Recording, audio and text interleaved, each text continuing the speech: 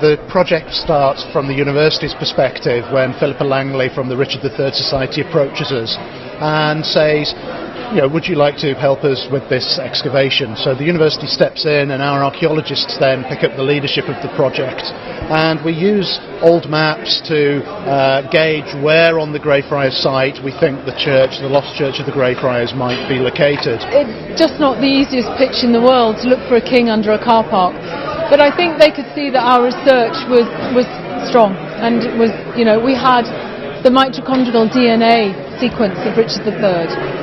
We'd dismissed the story of his bones being thrown into the River Stour, and we also had an idea of where the church was. And I think that's why it was important getting the University of Leicester on board to then come in and really start ratifying that research and really confirming what they thought as well. So we then start cutting these trenches, and on the very first day we find human remains. But of course you would expect to find human remains on the site of the friary.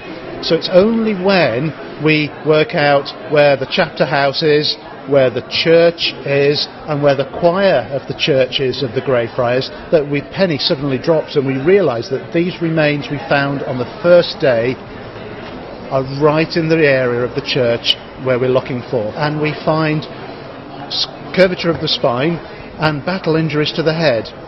So we then take the remains back to the University of Leicester, and my academic colleagues carry out all kinds of tests on them.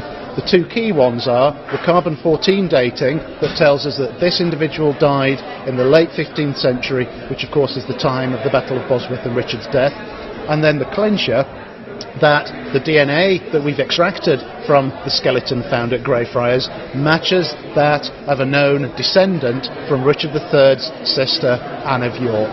And that gives us the proof that we were looking for, that these remains are indeed those of King Richard III. Checking every site, and you can see it's matching. I went very quiet.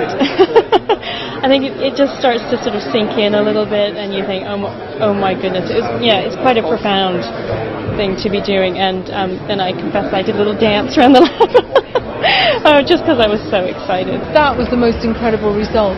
We never expected that in our wildest dreams. Not with ancient DNA, because it can corrupt, it can mutate, but we got it.